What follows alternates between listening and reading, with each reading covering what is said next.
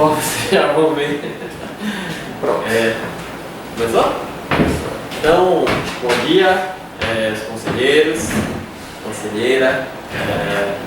Hoje, dia 25 de novembro de 2022, às 10 horas e 30 minutos, dando início à reunião ordinária do Conselho Diretor do mês de novembro. Eu, antes de mais nada, justifico a ausência do conselheiro Paulo.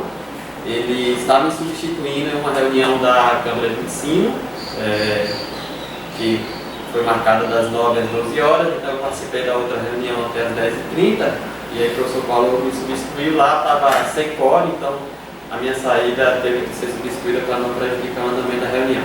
Como aqui nós temos quórum, então está justificada a ausência do conselheiro Paulo. E já iniciando a reunião, então eu abro para os informes. Se algum dos conselheiros tiver algum informe, fiquem à vontade. Não? Então tá ali a minha sequência de informes. Primeiro, em relação à recomposição do colegiado de agronomia, conforme foi deliberado nesse conselho na reunião anterior, senhores e senhoras devem ter visto, a gente fez a divulgação. No primeiro momento, na primeira chamada, houve apenas um inscrito, se não me falha a memória, foi inclusive o conselheiro Lises, e aí a gente precisou reabrir. No segundo momento, houveram algumas inscrições para representante técnico e representante docente, mas ainda ficaram algumas vagas ociosas. Então, como estratégia, não, até de maneira assim inovadora, porque não havia sido feito ainda, eu reabri a consulta, deixando como espécie de fluxo contínuo, para não precisar toda semana ficar reabrindo, né, e abrindo. Coloquei até o final do período acadêmico, até 16 de dezembro como prazo. A necessidade de deixar esse prazo aberto, eu avalio que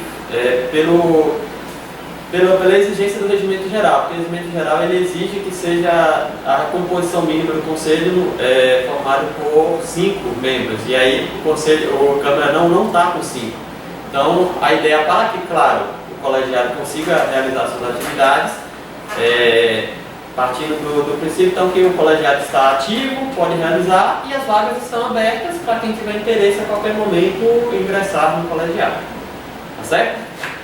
E aí, eu avalio que muito dificilmente até o final do ano a gente vai ter algum inscrito efetivamente, mas no próximo início de aula a gente pode fazer uma nova abertura, a gente tenta fazer uma divulgação e uma sensibilização maior.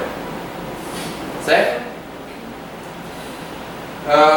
Em relação a um outro informe que eu dou em relação ao programa Tutoria de Ensino, esse programa, os colegas aí, os conselheiros mais antigos de casa, vão lembrar que era uma ideia antiga da universidade, que era diferente da monitoria, né? A monitoria é para apoiar as atividades das disciplinas regulares.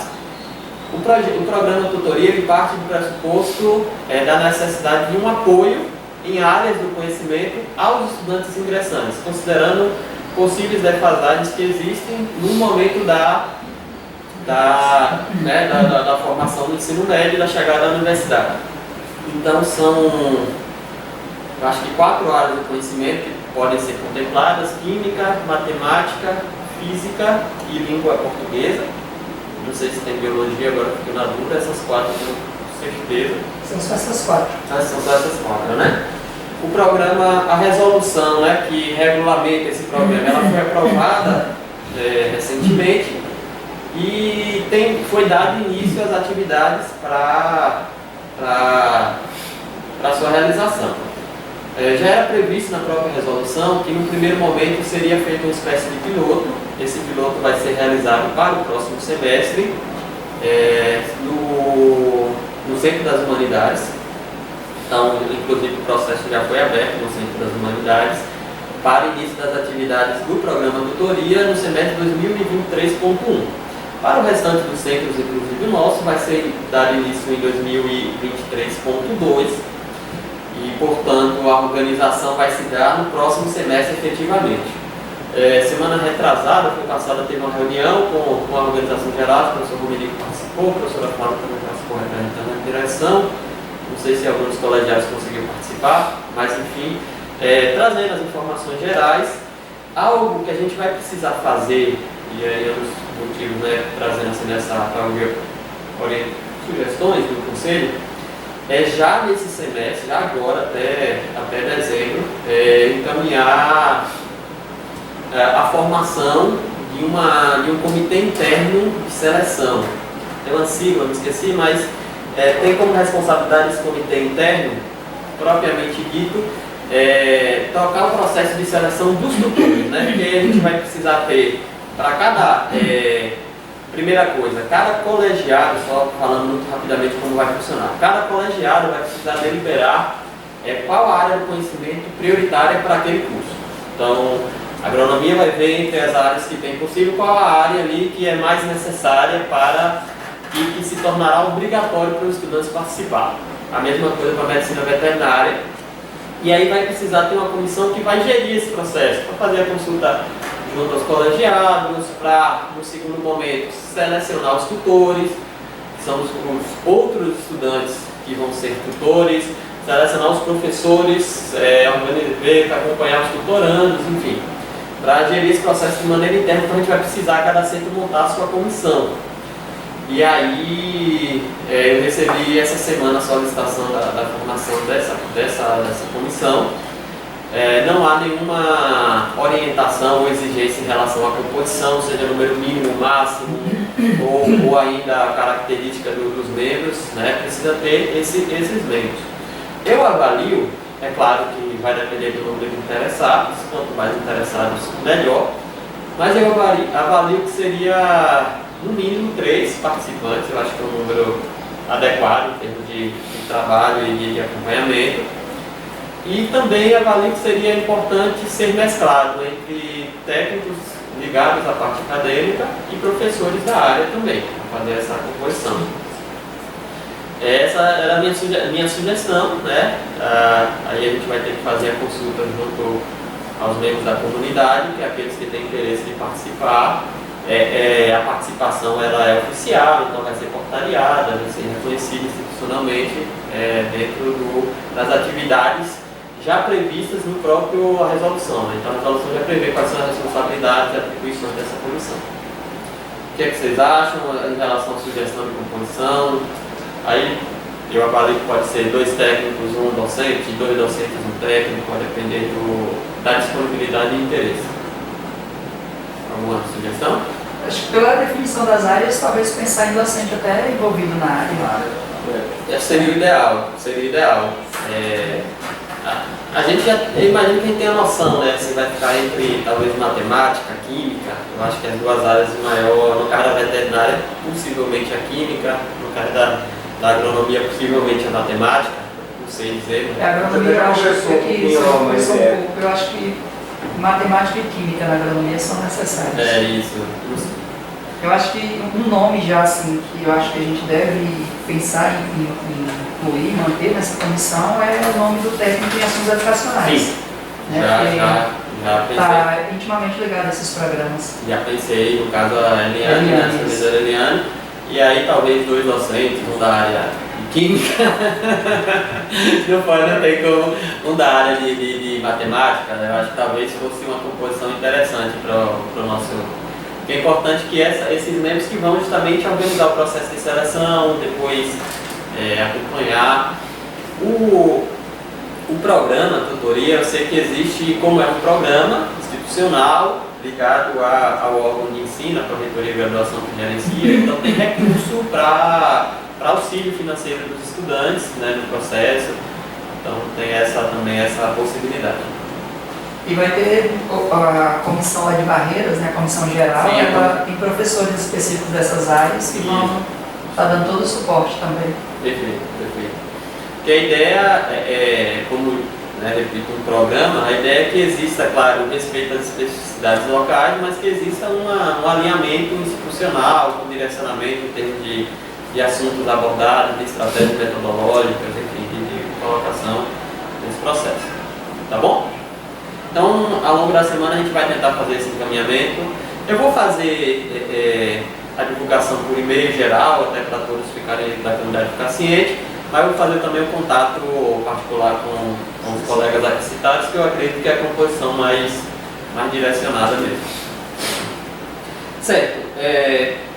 O outro informe que eu trago aqui é em relação a um projeto recém-aprovado no nosso campus. O edital, na verdade, é o edital em si, é um edital vinculado à FAPESP, que é a Fundação de Amparo à Pesquisa do Estado da Bahia. E nós tivemos a honra de ter um projeto contemplado, projeto com valor considerável.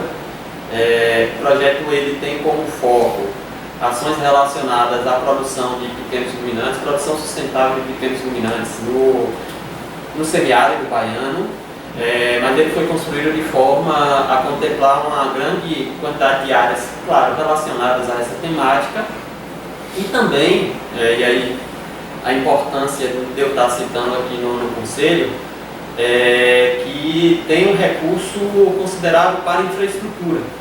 Então a gente vai conseguir, e claro, isso vai precisar de um diálogo da coordenação do projeto. No caso, estou eu como coordenador, o professor Caio como vice-coordenador e um grupo de colegas participando como pesquisadores, com a gestão, tanto local quanto a gestão da reitoria, porque vai, por exemplo, só citar alguns exemplos, prever a construção de infraestrutura para a criação dos animais, que é uma demanda institucional que vai poder ser contemplada, a parte de estrutura de irrigação, a parte de, por exemplo, produção de energia solar, né? Não produção de energia, mas produção de energia via solar, né? Na verdade o termo é esse, que vai, por conseguinte, ter um impacto nas contas da instituição.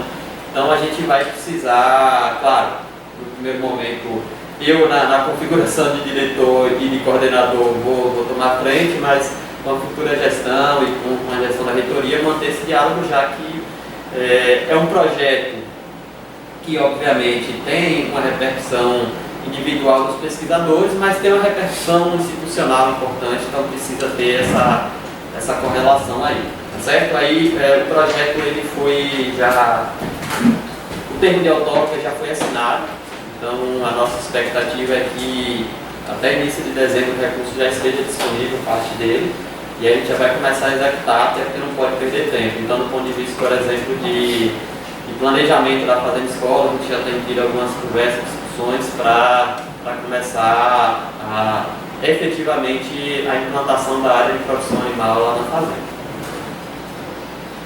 Dando sequência, eu lembrei só para trazer como inclusive feedback para esse conselho, né? Vocês vão lembrar que a gente aprovou a resolução de orientação acadêmica, e após a aprovação havia necessidade de criação de alguns mecanismos, alguns formulários, alguns fluxos para o processo. Esses fluxos e formulários eles já foram propostos, né? Já foram propostos pela direção. Só que a gente avaliou internamente que não seria interessante nesse final de semestre, com todas as atividades que eu sei que os colegiados estão envolvidos, a coordenadoria de ensino. Então a ideia é que a gente, do ponto de vista de implantação efetivamente, seja do diálogo com os colegiados e com os setores envolvidos, para ver as propostas adequadas e principalmente de implantação junto a professores e estudantes, que fique para o início do próximo semestre. Porque aí a gente consegue fazer mais adequadamente o planejamento. Pois não? Vou fazer uma pergunta acerca do tópico 2. Qual foi o valor aprovado? Tópico do projeto? Sim. 1.970.000. 1.967. Qual é o órgão que vai? FAPESP. FAPESP. Quem idealizou, quem teve a ideia de por detrás desse projeto? Então, no início do ano, nós fizemos algumas reuniões com direção e alguns professores. O convite foi feito para todos, né, mas participaram alguns professores da área de produção, não só produção animal, mas de produção também, que naquela época a ideia era buscar, junto com o governo do estado, algum tipo de parceria, de recurso, ainda naquela conjuntura política de vice-governador e aqui embaixo e tal. Então naquele momento surgiu a ideia de alguns subprojetos, de alguns que foram colocados. Só que não foi à frente, diante da mudança na política estadual, e surgiu o edital. E aí a gente passou a articular para verificar junto aos colegas como que tinha interesse. A ideia, claro, precisaria tornar aquelas ideias que eram fragmentadas, articuladas em um projeto único, porque senão ficaria uma coxa de retalho que não seria aprovado. Então, nesse sentido, a gente verificou que da maioria dos propostas tem uma articulação direta com a produção de pequenos ruminantes, tem uma demanda institucional, uma demanda regional, justificativa, então dessa maneira fizemos o direcionamento. Quando você fala a gente, você está se referindo de quem? Eu e o professor Caio, mais diretamente, enquanto indivíduos, enquanto pessoas físicas. Porque é importante que isso seja divulgado, quem são as pessoas que estão por trás disso para fazer parabenizar publicamente essas pessoas para toda a comunidade acadêmica. Ouvir você falar isso não tem noção, uma injeção de ânimo para quem está aqui. Eu senti. Se eu senti isso, acho que os demais colegas sentem. Quando alguém corre atrás, submete e a coisa vem para contribuir para a Constituição, para edificar algo de forma permanente, se isso causou em mim, deve causar em todo mundo quando essas notícias e precisa ser divulgado. Até com um reconhecimento de quem correu atrás do projeto. Perfeito. O reconhecimento individual por si só não é o caso, mas eu falo do reconhecimento institucional, inclusive de saber que, por exemplo, vai ser muito em breve uma transformação na Fazenda Escola. Então vai começar a ter obras, começar a ter coisas, e as pessoas não estão saindo dinheiro. É importante que as pessoas saibam como é que foi a discussão, como é que foi. E concordo plenamente. Uma das ideias de trazer para o Conselho Diretor é justamente nesse sentido, de amplificar e fazer, né? É claro que é um projeto que envolve diretamente, né, a participação de 8, 9 professores, se eu não me engano. Eu acho que 8 ou 9 professores, são 3, né? com mais 3 externos, fora, claro, a participação de estudantes envolvidos. Então, envolve uma parcela considerável do nosso centro. Então, mesmo que o senhor esteja envolvido, eu sugiro que o Conselho Diretor, que não representa, né, só uma carta de parabenizando as pessoas publicamente, que saia da direção. Eu acho, se o senhor puder dar um texto. Uma placa parabenizando todos os envolvidos e publicamente, não digo só para o campus Barra, mas para toda a universidade. Eu acho que é feito. Entendeu? O Conselho Diretor de Barra, né, parabeniza os professores que estão envolvidos num projeto que adquiriu um valor tão significativo para a universidade, que talvez sirva de exemplo quando outros, poxa, se Barra conseguiu, por que eu não. Né? Então acho que dá uma injeção de ânimo no debate. E a injeção de ânimo internamente, para os colegas também. Sim, não, concordo. A gente não faz isso para receber parabéns, mas eu considero que é importante. Eu confesso que eu estava aguardando algo da reitoria. Que a reitoria sabe do processo, nesse sentido, eu estava aguardando especificamente da pró-reitoria. Está gravado, vai. Não tem problema em relação a isso. Eu acredito que institucionalmente é claro que, se você avaliar em termos institucionais, é o orçamento da instituição quase. Então, é óbvio que tem um peso muito grande. Mas eu acho que é uma ideia muito interessante. Se o senhor puder, ou enfim, algum colega propor esse texto, que a gente pode fazer a divulgação. O senhor quer escritor, se aconselha? Faça as honras, então. Perfeito. Dando sequência aqui, e aí a gente fala de planejamento financeiro, também só trazendo um repasse para os conselheiros, né? Na nossa última reunião a gente discutiu um pouco desse ponto. A partir então daquela discussão, houveram algumas outras reuniões junto à Proplan e à Proari para avaliar, e enquanto centro a gente encaminhou um memorando afirmando o compromisso de redução na energia, né? A gente fez alguns estudos que nós identificamos que com uma redução eu vou pescar aqui, o professor Paulo me enviar os dados aqui, só ver se ele enviou. Com uma redução de 20% no consumo de energia ao longo do ano, considerando o nosso histórico, nós conseguiríamos obter uma redução total de 8% naquele corrente dos contratos. A meta era 10% para cada centro. Então, nós discutimos junto à reitoria e verificou que era uma meta factível em termos de realização e possibilitaria cumprir o objetivo, né? Não era os 10% almejados, mas conseguiria. Então, nesse sentido, a gente já começou a pensar em algumas ações. Enquanto direção, a gente já está trabalhando junto a alguns colegas para construir uma proposta. A nossa ideia é construir uma proposta, um plano realmente de atividades em termos de ações e responsáveis pelo acompanhamento dessas ações ao longo do ano. E aí nossa ideia é apresentar para a comunidade como um todo no início do ano que vem, claro, o ideal o quanto antes, mas ali considerando o retorno, provavelmente por volta de fevereiro a gente já apresente, pode trazer o conselho, trazer sugestões e fazer a implantação. Cabe destaque nesse sentido que, como eu mencionei, um dos recursos previstos no projeto em si, recém-aprovado, é a aquisição de placas solares, né, do sistema fotovoltaico como um todo. E aí vai, óbvio, aí como eu comentei, a necessidade de discussão junto aos órgãos, especificamente da reitoria, como é que vai se dar esse abatimento. Porque, claro, a gente faz parte da UFOP, mas é um projeto do centro, aprovado por centro, então eu avalio que seja natural que essa energia produzida aqui seja revertida para o cano de barra. Por conseguinte, abatida no nosso valor da conta do campo de barra. Então, essa articulação a gente já iniciou junto à reitoria como é que vai fazer. Caso a gente consiga efetivar esse planejamento e consiga fazer esse abatimento, a gente já vai ter essa redução considerável. A meu ver, isso não impede que a gente continue com a ideia de redução do consumo. Mas, de alguma maneira, eu acredito que a gente consiga obter essa redução já com essa implantação, considerando que, se não, a gente tem esses dados em papel, mas eu não trouxe aqui, se não me engano, o nosso consumo somado dos restantes não ultrapassa 2.000 kW mês, não ultrapassa.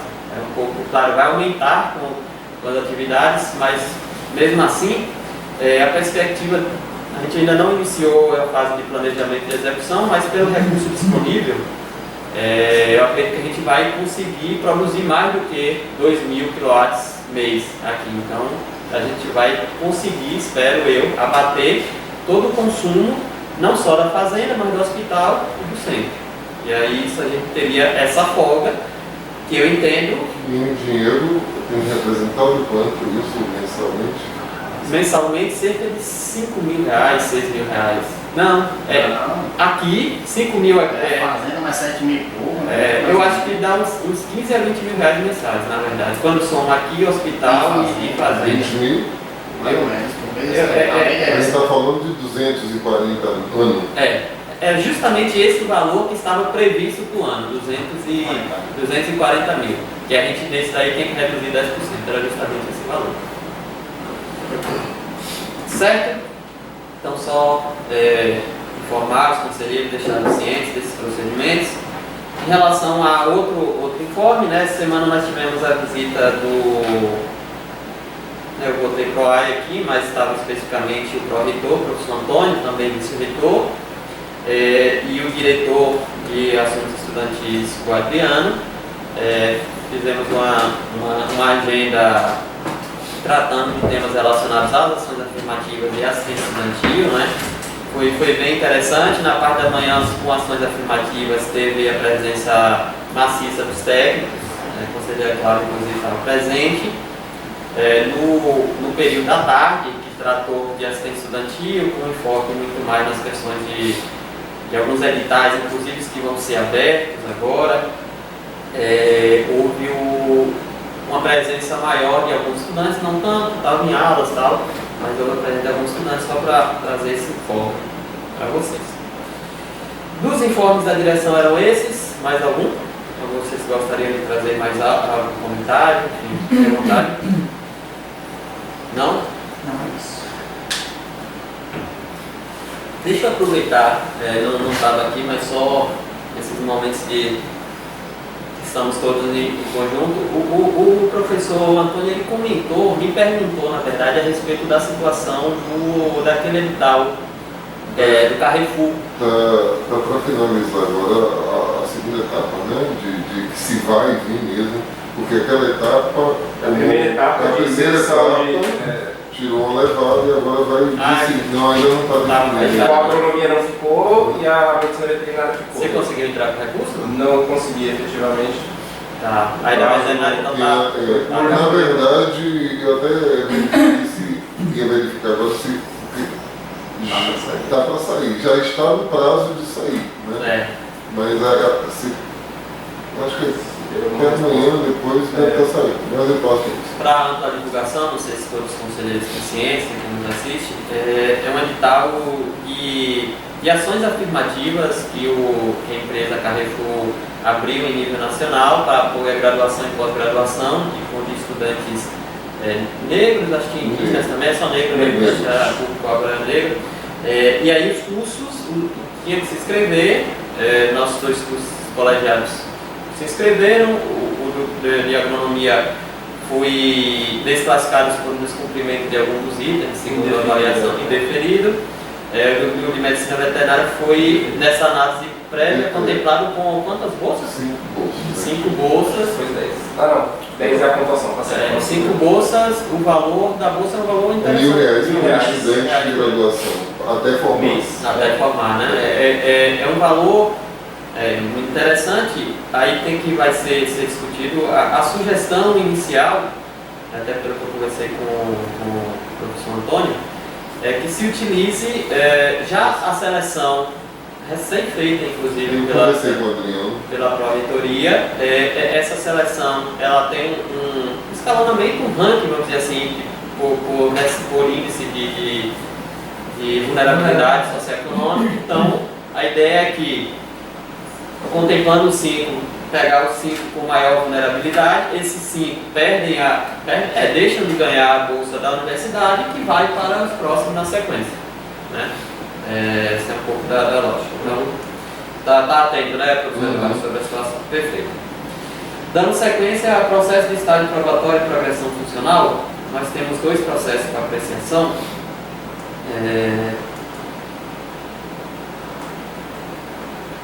Primeiro, do professor Jaime Morato.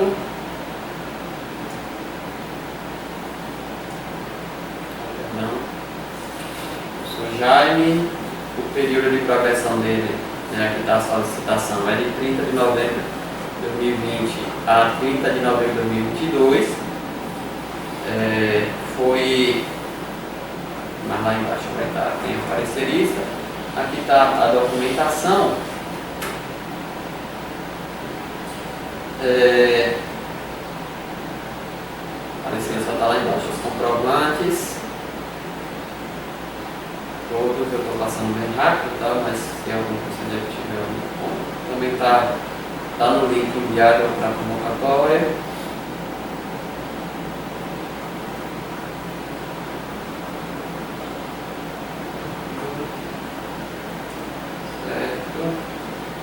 Aqui é a declaração de veracidade dos dados. Tá. Foi indicado o servidor Cícero René como parecerista. E aqui, isso que eu podia fazer referência, inclusive como aviso para a divulgação dos colegas, também que vai mandar esse e-mail. No próximo processo vocês vão entender isso que eu estou colocando, sobre a importância do servidor, no momento da submissão do pedido, encaminhar a versão versão assinada em PDF, mas também encaminhar a versão editável, né, em arquivo de Excel. Por quê? Há necessidade em algumas situações, e como por exemplo aqui, né, esse preenchimento dessa parte em cinza, que são as observações do avaliador. Quando não há nenhum tipo de discrepância, consegue passar sem nenhum problema, mas quando há, e aqui é um exemplo da discrepância no sentido de que foi solicitado e o que foi verificado pelo parecerista. Precisa ver as observações, todos os comentários, como aqui a gente consegue observar. Por exemplo, houve uma solicitação de 688 pontos, a carga horária de 688, que representaria 292 pontos, considerando 0,3 ponto por hora. E aí, segundo a análise do parecerista, considerando um total de 554 horas, equivaleria a 235 pontos. Então, esse nível de detalhamento é necessário e facilita para o parecerista, para o próprio interessado, que o formulário já esteja apto ali para fazer essa análise. No próximo processo a ser analisado, vocês vão verificar que tem essa demanda e eu explico melhor. Mas então aqui está o formulário preenchido pelo parecerista.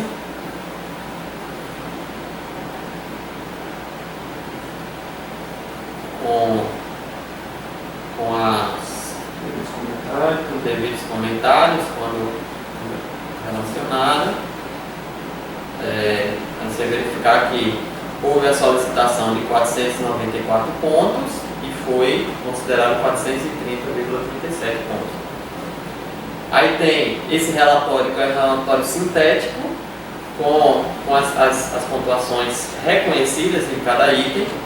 E aí é justamente quando não há divergência, somente esse relatório já seria suficiente, mas quando há divergência precisa ter a complementação do outro. Mas então tem aqui a distribuição de atividade de ensino, orientação dos estudantes, participação em bancos, produção científica, atividade de extensão. São essas as atividades reconhecidas, totalizando 430 pontos e 30,37, assinado pelo servidor CIS. E aqui o relatório final, fazendo o resumo sintético, considerando, a partir da análise, fazer a leitura só do parágrafo final, o professor Dr. Jaime Norato Júnior apta a progressão funcional da classe nível C2 para a classe nível C3, referente ao intertício 30 de novembro de 2020 a 30 de novembro de 2022. Assina o parecerista e aqui feito o encaminhamento. Alguma dúvida, algum comentário em relação a esse processo? Então eu vou colocar logo em rede de votação, porque eu vou ter uma especificidade para a gente avaliar. Então aqueles conselheiros que estiverem de acordo com o parecer emitido pelo professor Cícero, considerando apto a progressão funcional do professor Jaime, os favoráveis permaneçam como estão, os contrários, as abstenções de favor se manifestem. Então aprovado o processo de progressão do professor Jaime. Em relação ao outro processo, o processo do professor Adélio, houve aquela situação que eu comentei, de uma diferença entre o solicitado e o avaliado pelo parecerista, porém o professor Adélio não enviou inicialmente o arquivo editado. Eu só verifiquei essa situação, acho que na terça ou quarta-feira, quando eu estava organizando os documentos para encaminhar. Aí eu pedi para Josemar fazer esse contato, só que ele não conseguiu a tempo dar o retorno para a gente poder avaliar. Então, a gente vai poder verificar. De qualquer maneira, eu trouxe que o processo de progressão, o intertício finaliza em 11 de dezembro de 2022. Então, a nossa próxima reunião possivelmente já vai ser posterior. O professor não é prejudicado em termos de recurso, porque é a partir do momento da abertura, mas pode demorar, enfim. Eu trouxe para que a gente possa avaliar se esse conselho entende, a partir das informações, se é pertinente a aprovação com recomendação ou não, e ajustes, Aí a gente faz a análise. Pode ir. Porque, na verdade, toda vez que tem problemas, e aconteceu isso com o meu processo, quando o professor tem um problema, tem uma divergência, e ele não faz aquela observação ali no quadrado, por mais que a gente aprove aqui e um caminho, ou se enquanto não sair daqui com a alteração feita, vai chegar lá e vai voltar. Mas a minha sugestão é essa, assim. Apreciar, caso seja o caso, aprovar com a necessidade de ajuste. Porque aí a gente só vai encaminhar após a inclusão desse ajuste. Não, certinho. a ideia seria essa, mas para não haver necessidade, porque na prática o que a gente vai precisar é esse formulário aqui com o preenchimento dos dados convergentes, certo? Porque já tem um relatório sintético, agora o que a gente não vai saber é do quanto, se a gente for observar aqui, o professor solicita uma pontuação 431, é o que é solicitado. Se a gente for pegar, aí tem aqui todas as comprovações e tal, se a gente for pegar o relatório sintético do parecerista, o parecerista nesse caso aqui é o professor Dinamérico, se não me falha a memória, professor Dinamérico, tá aqui. Ó, se for pegar aqui o relatório sintético, dele lá foi 430, aqui está 357. Então, assim, é muito maior do que a pontuação mínima exigida para a progressão.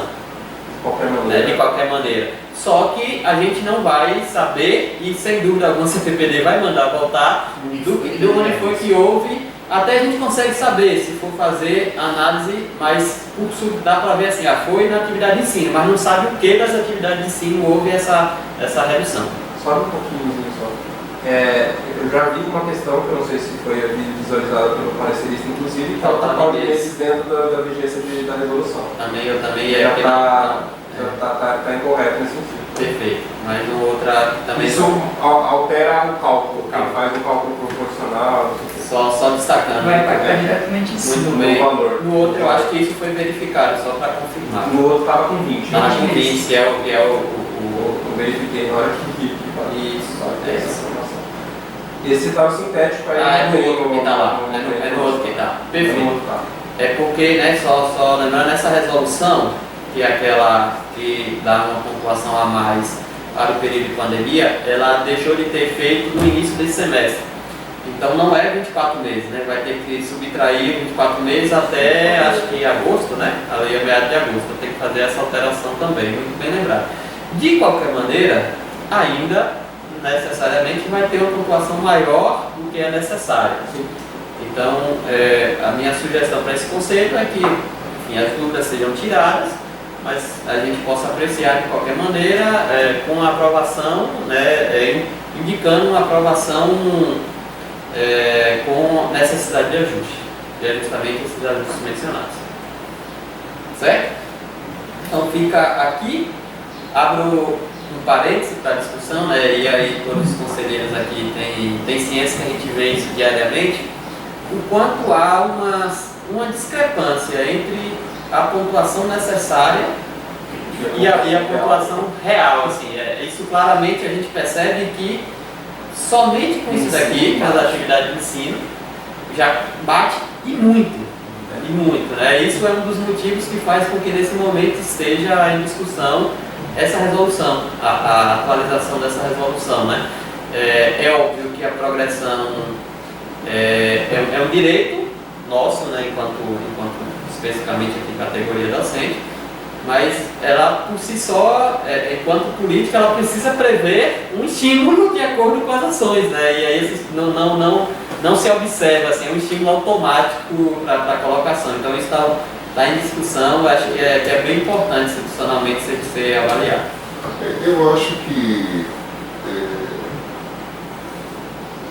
o processo a cada 2 anos de mudança, o nosso salário não é reajustado de acordo com as mudanças anuais de salário mínimo e de inflação. Quando a cada 2 anos a gente progride, se não houvesse pontuação nenhuma, ainda assim, com os aumentos que eu entrei aqui há 7 anos, o repasse de saúde era de R$ 119 por conta da faixa salarial. 7 anos depois, isso é R$ 117. 7 anos depois. O plano de saúde que eu adotei na época era 500. Hoje passou a quase R$ 1.900, pela minha faixa etária. E o que acontece? A cada ano, o reajuste do plano faz o salário voltar para um. Então, se fosse zero a pontuação, ainda assim não corrige. Então, qualquer pontuação para eu atingir, com motivo para eu ter um direito de reajuste, é uma coisa que eu não concordo. Eu concordo que Desculpa, assim, são coisas diferentes. Aqui não está se discutindo reajuste salarial, que são independentes. São independentes. Mas progredir, para mim, status, se não corresponder, Status sim. É importante que a progressão ela é estabelecida em uma lei, que é a lei da carreira profissional, assim como tem dos técnicos, tem também dos docentes, e ela está relacionada à progressão na carreira de acordo com o mérito. É totalmente diferente do reajuste salarial do funcionalismo público. Isso que o senhor comentou está relacionado a funcionalismo público, não é categoria, não é de acordo com a progressão. E aí, claro, como o senhor bem disse, tem 7 anos que não há nenhum tipo de reajuste por funcionalismo público, mas assim, são duas coisas totalmente diferentes.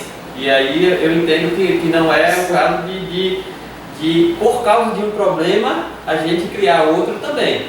E veja, desculpa, só para finalizar, ninguém aqui, eu particularmente, não estou defendendo que não haja, eu quero que haja progressão.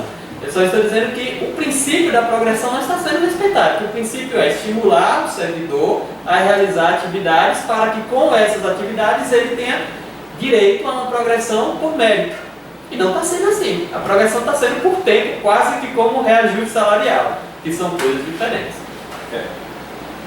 Que eu acho que progressão e ajuste salarial são coisas que, apesar de serem diferentes, elas caminham juntos, porque à medida que você progride, você tem que ser remunerado. O que tem comum e hoje a gente está criando, criando o que, na verdade, se a pontuação fosse algo,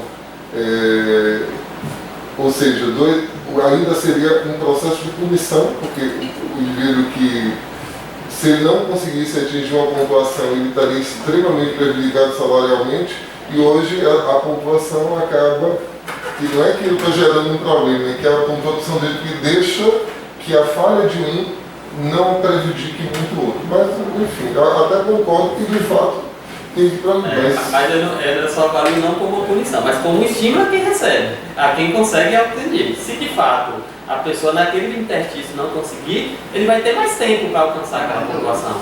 Porque a questão é essa: os 2 anos é o período mínimo para a progressão. Significa dizer, se naqueles 24 meses conseguiu alcançar a pontuação mínima para progredir, ótimo. Se não, você vai fazer 25, 26, 27, até porque são marcas, né? São marcas. Então, se você atingir essa marca, inclusive no primeiro mês, você tem que aguardar mais 23 meses. Mas você já atingiu, teoricamente não fizer mais nada, está resolvido sua vida. Do ponto de vista de progressão por mérito. Percebe que são coisas diferentes? Enquanto que o reajuste do funcionalismo público é algo que atinge todo o funcionalismo público. Independente, está relacionado, como você disse, não só a salário em si, mas todo o arcabouço ali, que é auxílio de saúde, auxílio de alimentação, está o mesmo. Está o mesmo. Se fosse baseado num processo de mérito, eu acho que, por exemplo, não precisaria eu aguardar 2 anos se fosse por uma questão de mérito, de pontuação. Tá, pronto, eu cheguei 500 pontos publicando artigo, eu não precisaria de um interstício de 2 anos, mas a pontuação. Então, se a pontuação passasse a ser o mérito, eu não precisaria vincular o tempo. Entendeu? Ou seja, bastar, aí eu sei que o cara ia correr para publicar, porque assim, se eu publicar 500 hoje... Não, eu estou falando assim, se eu atingir uma pontuação 500, né, à medida que eu atingir 500 e a pontuação para que o mérito, né, de progredir, bacana. Entendeu? Não esperasse um interstício mínimo de 2 anos. Aí você ia ver o que é dedicação. Aí é outra você tem os estratos da carreira. Nível máximo, corre-se pelo menos hoje para a nova resolução da carreira, assim, 15 anos mais ou menos, você chegar a titular. Você chegar a titular. E só vai chegar a titular o cara que tiver produção para chegar lá e ainda defender o memorial. O cara fica esse tempo todo, só 60, 60, 80, ele nunca vai chegar a titular. Isso é um ponto importante. Nunca chega a titular. Nessas primeiras progressões, é relativamente fácil. A partir do momento que chega associado, começa a complicar um pouquinho. Começa a chegar um pouquinho. E para titular, aí tem uma complicação um pouco maior. 5 tire um lápis para poder avaliar. Enfim, é uma discussão mais ampla, mas voltando aqui especificamente para o processo em análise, né? Tem como interessado o professor Adélio, então meu encaminhamento é que, diante dos documentos apresentados, minha sugestão de encaminhamento é que a gente possa apreciar, feito as duas ressalvas. Primeiro, a inclusão dos ajustes, em termos da especificação dos ajustes, e o tempo, conforme lembrado pelo conselheiro Ulisses. Nesse sentido, eu coloco em votação, quem estiver de acordo. E isso significa dizer que após não precisa voltar. Não precisa voltar para a reunião do conselho. Entendi. Da melhor fluxo. Isso, essa é a ideia. Certo? Então, E uma sugestão que eu dou que todas as vezes que o processo chegue, né, chegue com essa, já antes de vir para aqui já fosse encaminhado de volta para o. Essa sugestão, eu faço uma outra. Eu também já avaliei processo que não chegou o arquivo editável. Que isso já seja um praxe já do processo, sempre encaminhamento de arquivo Isso editável. nem chega aqui. Você já vem de discrepância, não tem observação, automaticamente já rebata lá do administrativo, né? Já do administrativo, ó, a pontuação não bate, então o conselho não aceita se não houver uma justificativa de discrepância de pontuação. Já fiz essa instrução ao servidor do Zemar, que está responsável pela abertura do processo, já conversamos, né? Ele passou a abrir esse processo relativamente recente, então também está nesse processo, mas sim, já falei para ele, inclusive, que assim que o professor enviar, faltando esse documento, já solicita para encaminhar para parecer sempre com esse documento. Acaba que ele tinha me enviado esse documento na semana passada, mas eu só fui abrir para analisar quando eu fui me preparar e eu só identifiquei isso na quarta-feira. Então, por isso que o tempo ficou prejudicado, mas de acordo com as sugestões. Então, quem estiver de acordo com a aprovação do processo, conforme já destacado, permaneça como está. Votos contrários ou abstenções se manifestem. Então, sem manifestações, aprovado ambos os processos por unanimidade, sendo que o processo é professor Adélio com ressalvas, serem corrigidos a posterior. Próximo ponto de pauta, referente a projetos de extensão, projetos em relatório. Deixa eu só organizar aqui. Campo, sequência, 0.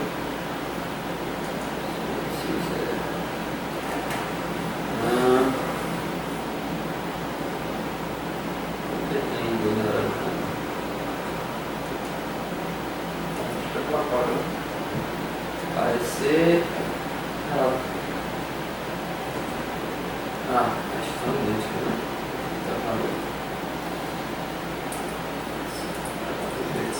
Eu não consegui organizar. Normalmente eu boto o número para facilitar. Primeiro mini curso. Primeiro mini curso relatório. E aí, parecer com declaração e relatório de castração. Acho que é isso. 1, 2, 3, 4, 5, 1, 2, 3, 4, 5. Falta 1. O cara no campo está 2 vezes, é isso? Tem um projeto. Porque tem um projeto e tem o. E um projeto, um relatório parecido. Que é no caso proposta de novo e isso no comum anterior. Perfeito. Relatório das atividades e aqui E eu queria falar uma coisa, esse projeto, Hora do Campo, é um dos projetos que precisa sair também uma carta de parabenizando a professora que lidera, porque é um trabalho que aproxima muito a universidade, a comunidade, entendeu? Mostra essa presença. Eu acho que seria uma carta também parabenizando a professora Janaína, porque eu vejo que tem um feedback muito positivo de Bar com relação a esse projeto, ao foco. Perfeito, e é um projeto que já tem um tempo, né? Assim, já tem um histórico de atuação e, de fato, assim, bem importante. Em relação a, então, dei aqui o primeiro relatório, a Hora do Campo, o projeto, né? Quando a professora Janaína aparecia. Após a análise do relatório em tela, o NAP conclui que os objetivos da proposta foram alcançados com base na descrição elaborada pela técnica coordenadora, descrever que a finalização desse ano de projeto A Hora do Campo, considerando que as metas foram alcançadas relacionadas ao compartilhamento de informações técnicas para a comunidade urbana e rural da região de Barra Oeste da Bahia e outras regiões do Brasil. Foram realizados durante o início do projeto 40 programas de rádio, contando com a participação de convidados de diversas universidades do Brasil, prefeituras, empresas de pesquisa e empresas privadas. Consideramos, a partir das conversas realizadas com a comunidade, que o projeto é extremamente importante para conectar a universidade com o campo. O público estimado era de 2.000 participantes, mas o evento atingiu um público real de 1.093 participantes.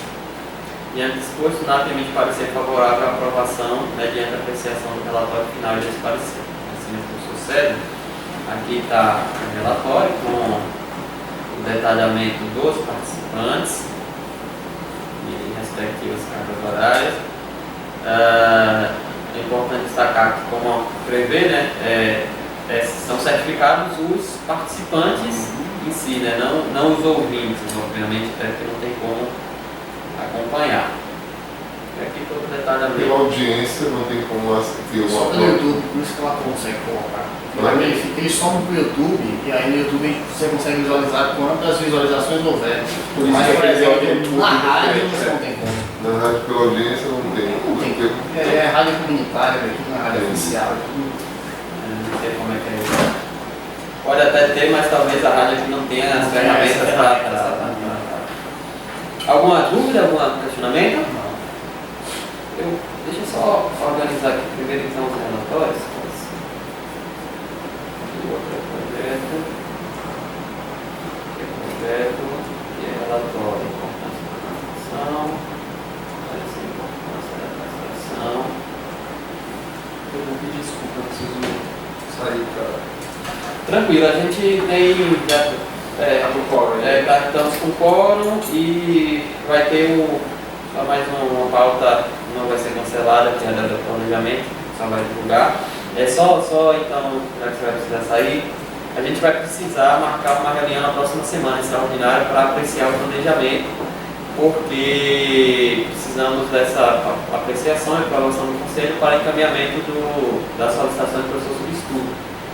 Alguma data sugerida, assim, tipo segunda, terça ou quarta, no mais tardar? Do Brasil.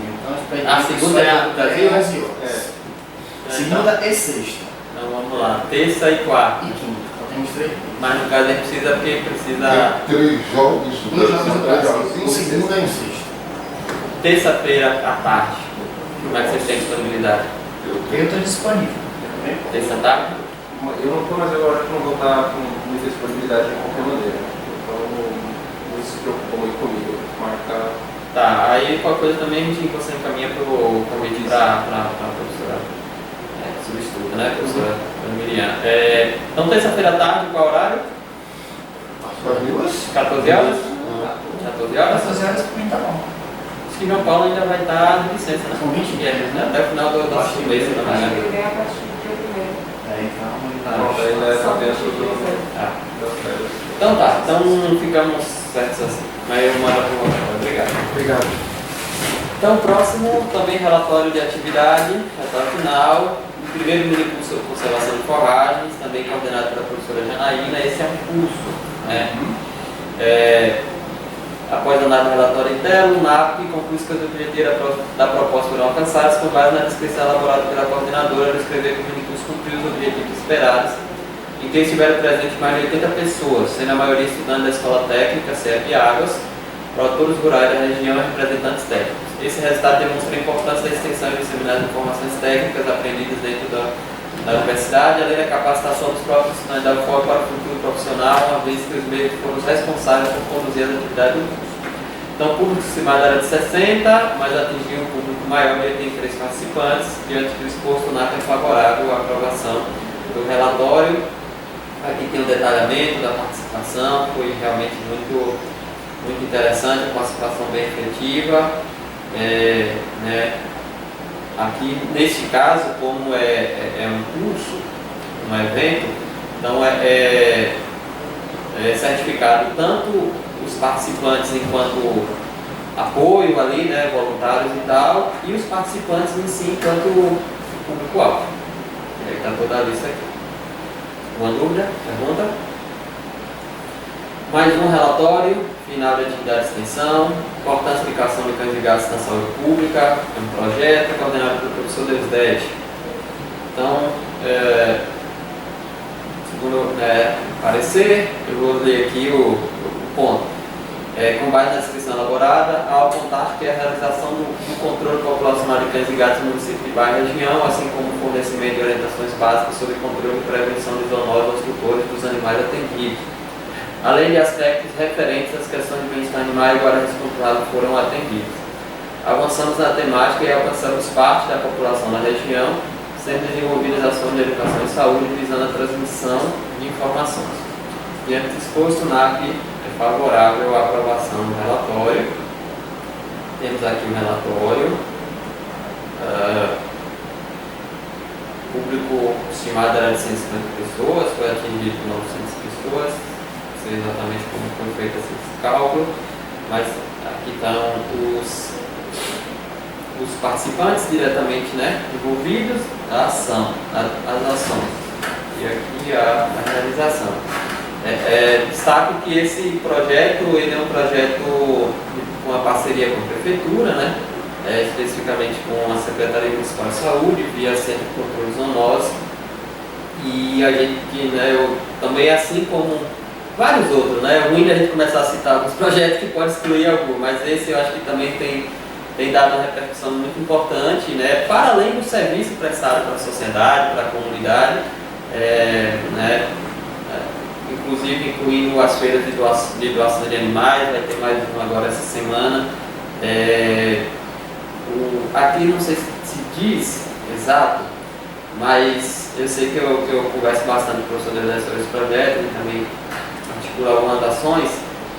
Tem sido castrado em média de 7 a 10 animais por semana desde o ano passado, mas assim, nessa quantidade desde de março, abril, início do ano. Então daí vocês tiram por semana. Então com certeza ainda vai ser contabilizado, a gente vai passar o ano aí com mais de 200 castrações entre cães e gatos. Isso gera um impacto bem importante para a sociedade, para além de outras ações correlatas, Alguma dúvida, alguma pergunta? Não. Então, em relação aos relatórios eram esses, tá? Agora temos os projetos, a proposta de atividade de extensão, desperdício zero, redução das perdas de frutas no comércio de Barra. É um projeto coordenado pelo professor César. A proposta foi apreciada pelo NAP em 18 de novembro de 2022. O objetivo é compartilhar o conhecimento técnico aprendido na universidade, estreitando-se a relação do estudante de agronomia e professores da UFOP com a comunidade externa, visando promover o desenvolvimento local sustentável. Então, a abrangência do projeto é novembro de 2022 a outubro de 2023. Então, devido à obrigatoriedade do registro no SIGA, relacionados ao PIBX, até a data de 2010, para início das atividades em 1º de 11, a presente proposta não pôde ser enviada com antecedência mínima de 30 dias, conforme a resolução da extensão. Então, esse projeto faz parte de um projeto aprovado no edital PIBX. A equipe é composta por um docente, orientador, um bolsista, PIBX e 8 estudantes voluntários e 2 colaboradores externos. A proposta estima um público interno e externo com 200 e 1.000 participantes. Diante do exposto, o NAP é favorável à aprovação.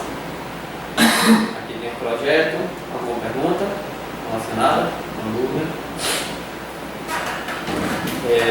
Mais um.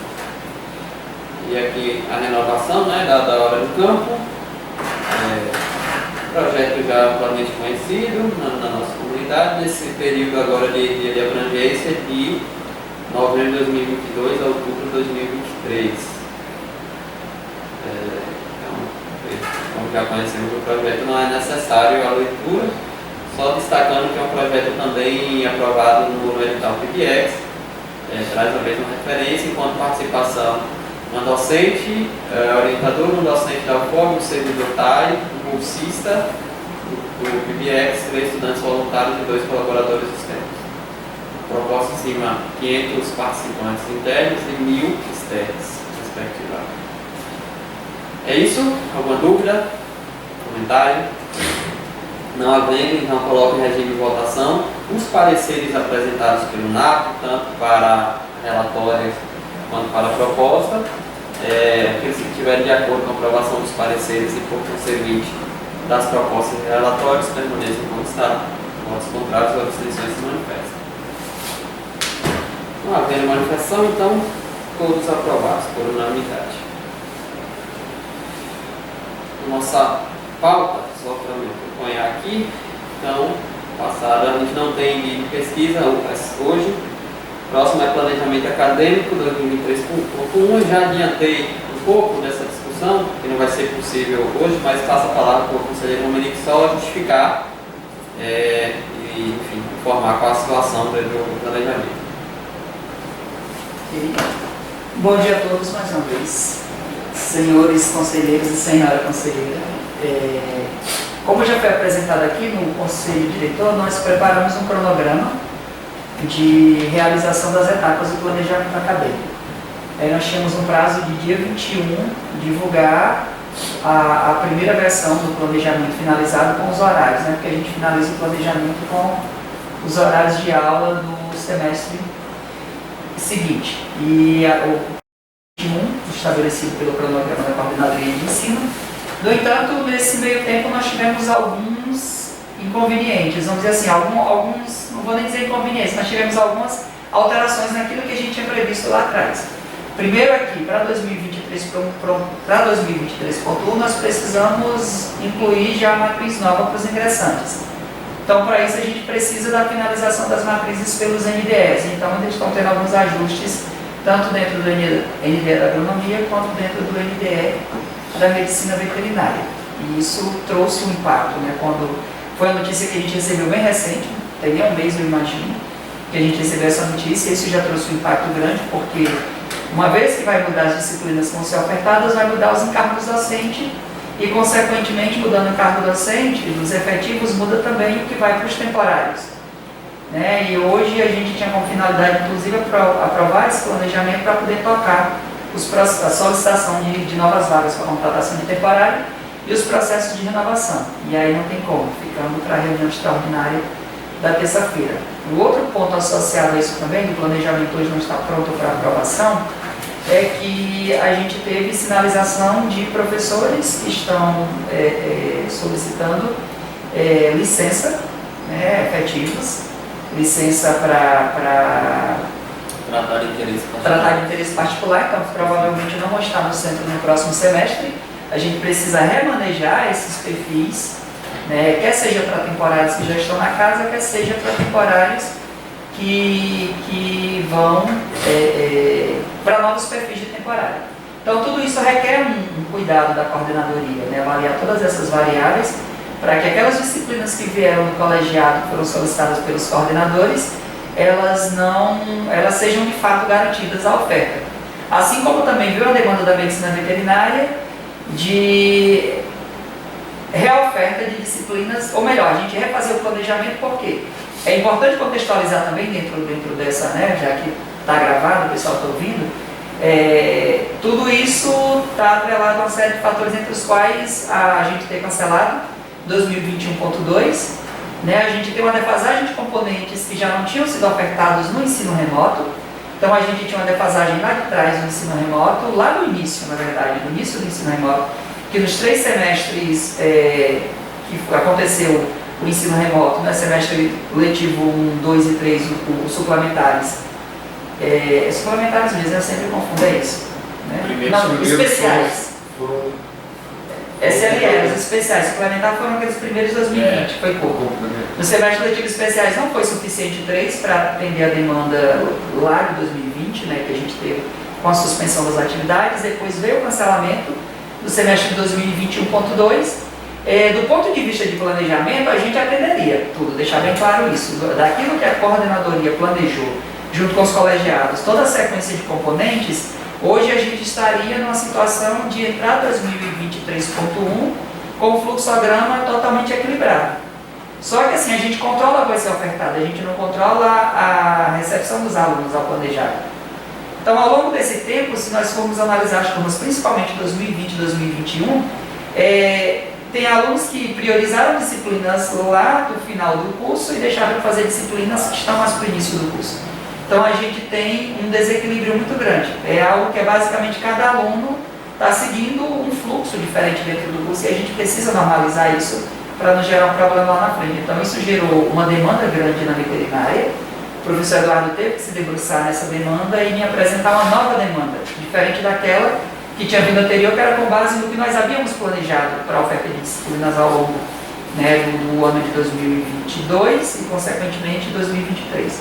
E aí, então, houve uma recomposição de encargos. Então, tudo isso junto, né, trouxe a necessidade de que eu tenha que me debruçar nesse planejamento por um tempo maior, que não pode ser muito maior do que a próxima semana, porque dia 1º a gente tem que finalizar a solicitação de contratação dos novos temporários, né? E, enfim, aí não tinha condição da gente estar discutindo isso hoje, né? Preciso de mais um pouco de tempo para principalmente receber o retorno dos NDEs, para de fato dizer não, a matriz agora é essa, agora a gente pode trabalhar com essa matriz com segurança para não ter que refazer esse trabalho depois do semestre já, o período de cadastro de matérias, de disciplinas no SIGA ou até mesmo matrícula já aconteceria, a gente tem que refazer isso, como já aconteceu em outros momentos.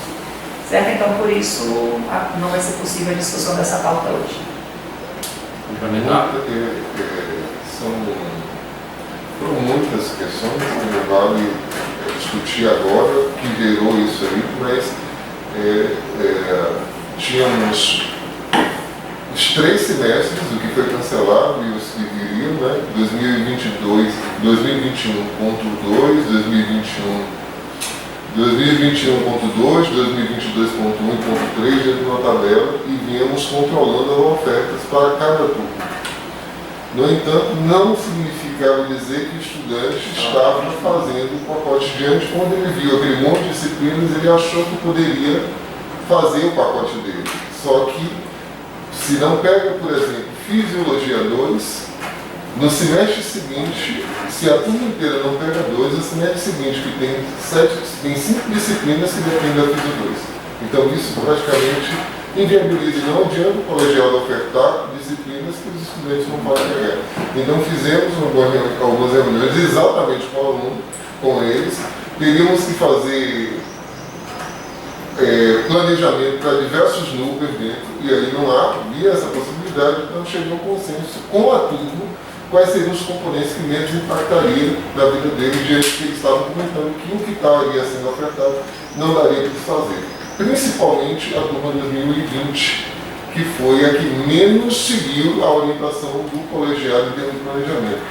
2021, super tranquilo, poucas mudanças, vai ter curso de férias, tudo tranquilo. Agora, 2021, de fato, problemático, inclusive a gente tem que fazer um planejamento da turma de 2021, meio que espelhada com 2020, para que aquele núcleo que não está acompanhando consiga acompanhar, pegando disciplinas do semestre anterior.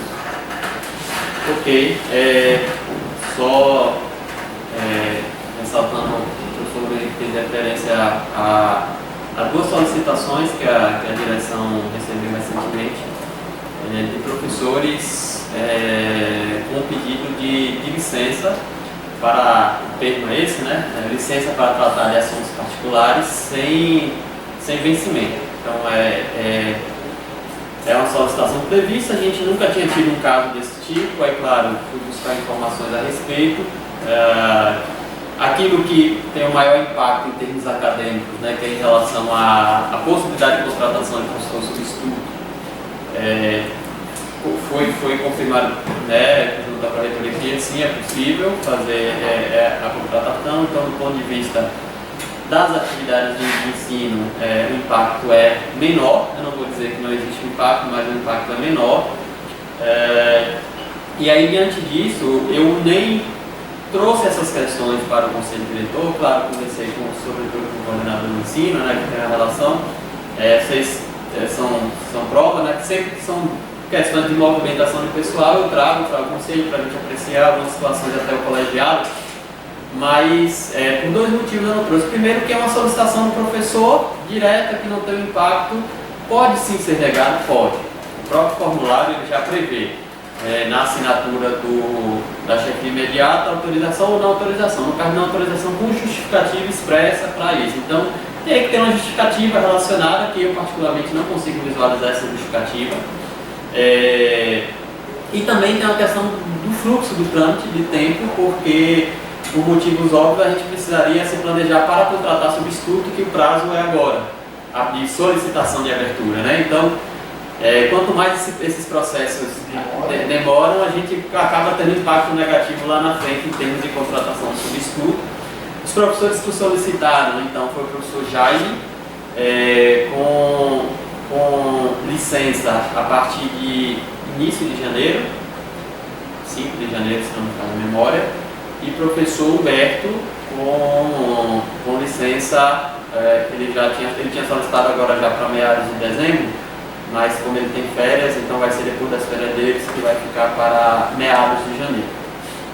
A nossa ideia, né, é já iniciar, né, a contratação, o processo de contratação dos professores feito com essa justificativa. Do ponto de vista de contratação efetiva, ela só pode ser realizada a partir do momento em que ocorre a saída do docente, né, via portaria publicada no Diário Oficial, mas como o fluxo demora, então a gente pode dar início aos outros trâmites relacionados. Minha opinião pessoal em relação a isso, né, é importante estar registrado, primeira coisa que essa movimentação de pessoal, e ultimamente a gente tem visto isso de uma maneira muito intensa, é super natural. É óbvio que cada um precisa buscar aquilo enquanto indivíduo que considera melhor no aspecto profissional e pessoal, então isso não vejo nenhum problema. Claro, nossa função, a minha particular enquanto chefia, a nossa aqui enquanto conselho, quando previsto ali no interesse da administração, verificar se há um impacto negativo para a administração, para o centro como um todo. Quando se trata de professor, principalmente, o foco tem possibilidade de contratar professor substituto? Se não tiver, tem como haver um remanejamento? Nesse caso, há. Então, esse foco é menor, quando o impacto é menor, porque a gente sabe que o professor substituto ele tem limites no tempo de atuação. E isso tem um impacto ainda maior quando a gente já tem uma quantidade grande de professores substitutos. Então, hoje nós temos na casa 6 professores substitutos, com previsão de contratação de mais 3 no próximo período. Desses 6, um é relacionado à minha vaga como diretor, então não tem uma atuação direta, vamos dizer assim, relacionada à vacância. E das 3 que a gente imagina que vão ser 3, né, Rodrigo, no próximo semestre, um é relacionado à licença maternidade da professora Larissa. Então também não tem um impacto continuado. Mas aí a gente vai ficar ali com cerca de 8 professores, assim, 8 ou 9 professores substitutos, que é uma quantidade grande quando a gente considera o todo. Por quê? E isso a gente já está percebendo no dia a dia. Passa a ter um impacto muito grande nas ações de pesquisa e extensão, orientação, TCC, estágio e ações administrativas, participação em colegiado, participação em comissões, que todas essas ações que eu comentei, os professores substitutos não atuam, inclusive é proibido, assim, não é que é proibido, não há previsão legal de participação nessas ações, né? Então acaba tendo um impacto muito grande. É claro que a gente tem a perspectiva, e eu tenho cobrado isso reiteradamente, a Pró-Reitoria, a Reitoria, que seja realizado o concurso ano que vem, grande parte dessas vagas que eu comentei são relacionadas a professores que saem por vacância ou redistribuição, que nós temos o código de vaga, precisa realizar o concurso. Outras situações são permanentes, vamos dizer assim, que é especificamente o caso do professor Luiz Francisco, que está cedido, e esses 2 casos que a gente fica com a vaga, mas não consegue realizar concurso enquanto tiver de licença. Mas enfim, eu só queria fazer essa contextualização, né, e dar a minha impressão a esse respeito. Não vejo como a gente atuar, também não vejo o menor sentido de ter um professor insatisfeito na casa, com a possibilidade dele sair para manter. Eu acho que isso não é o caso. Mas sim, a gente precisa avaliar e entender que tem alguns impactos negativos em termos de composição de centro e acaba impactando nos outros colegas docentes, porque acaba sobrecarregando. A gente já tem presenciado isso, sobretudo em relação às orientações. Muito claramente a gente percebe em relação à orientação de TCC e orientação de estágio certa sobrecarga de alguns colegas. Alguém gostaria de fazer mais um comentário? Só diante. Só isso eu preciso que eu Hã? Já acabou? Não. Só um minutinho. Vai no banheiro? Tá. Eu vou iniciar então o próximo ponto de pauta, tá certo? Vou continuar.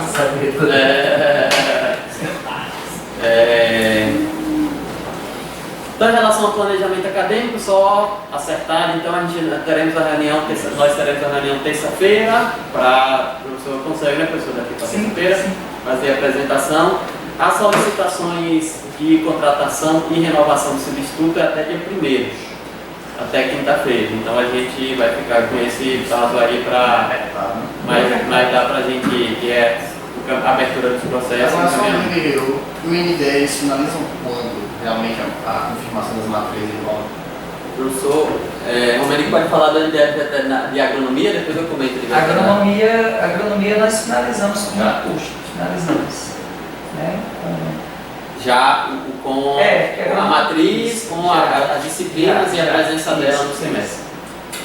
O MDE de Medicina Veterinária nós teremos reunião à tarde. Tem um ponto que está ainda a ser tratado, que é o de ajuste relacionado a uma área de conhecimento, que acaba impactando na organização, e nós temos a expectativa de hoje também já está muito bem encaminhada. Assim.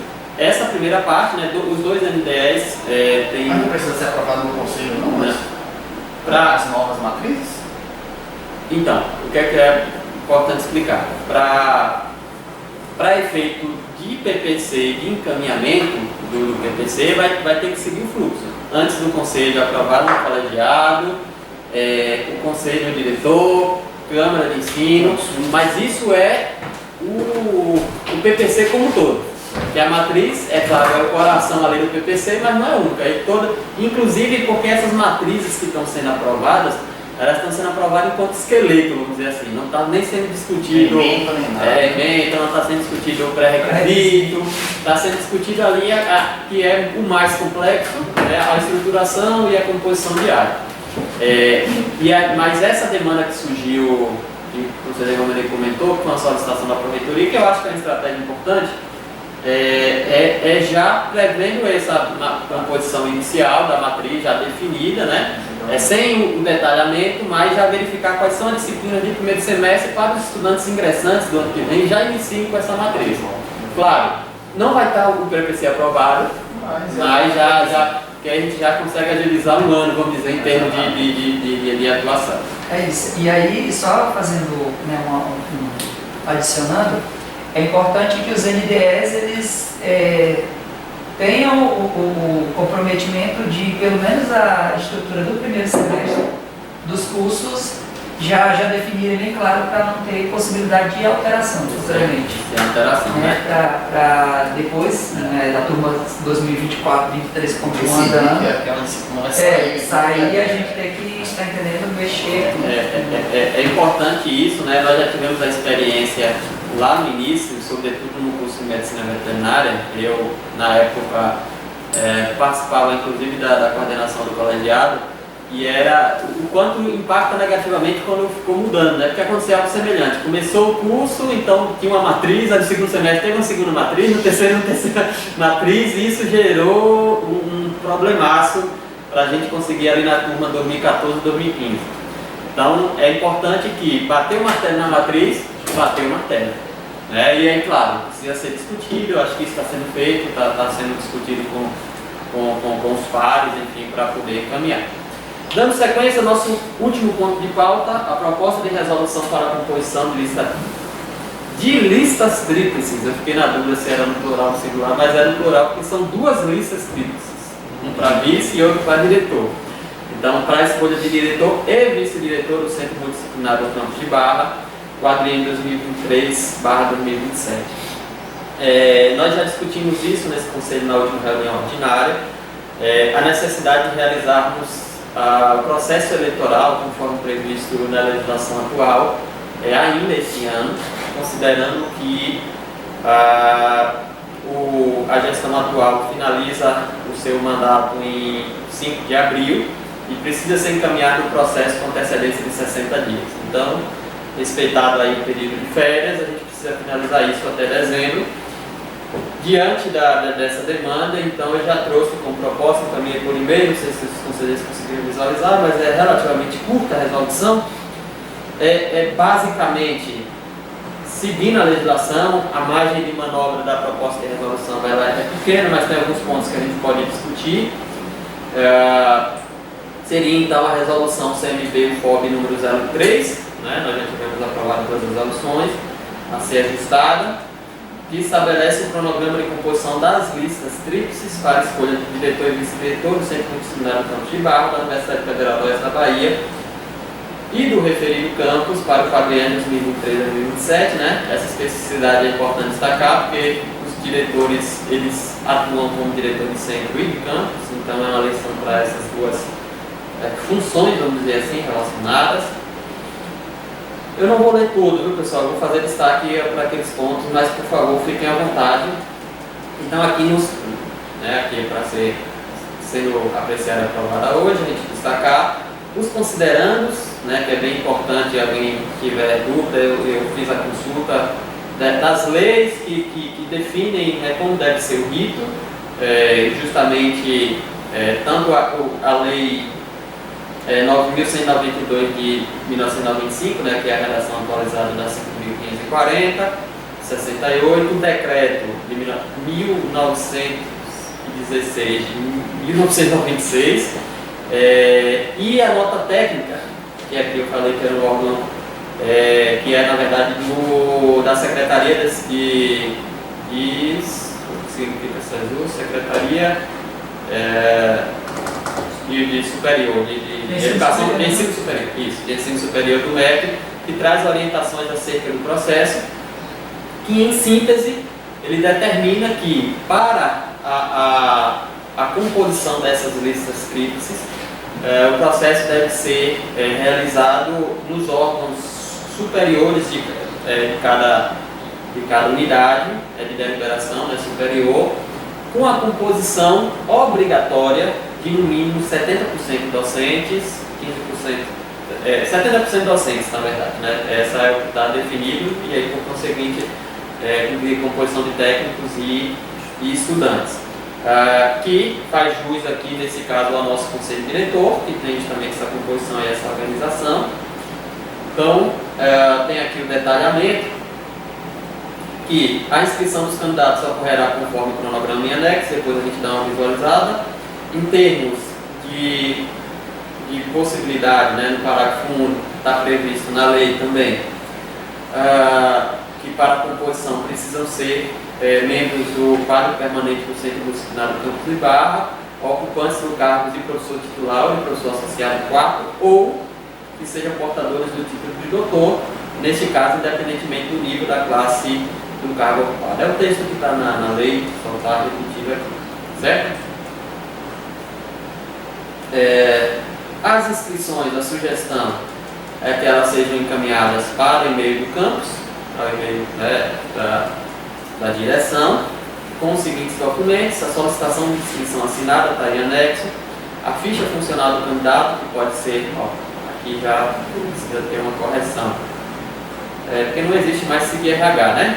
Ou melhor, existe, mas a gente não utiliza. Eu acredito que seja, vou botar pela projeto somente, a minha sugestão, porque essa pode ser solicitada junto ao projeto, ou acho que no CIGEP consegue retirar, mas para não ficar errado, está aqui, eu retirar do portal CIGEP.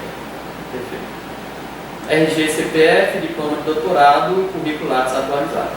Então, o Conselho Diretor homologará as inscrições na mesma sessão que ocorrer a votação, respeitando o cronograma previsto no anexo.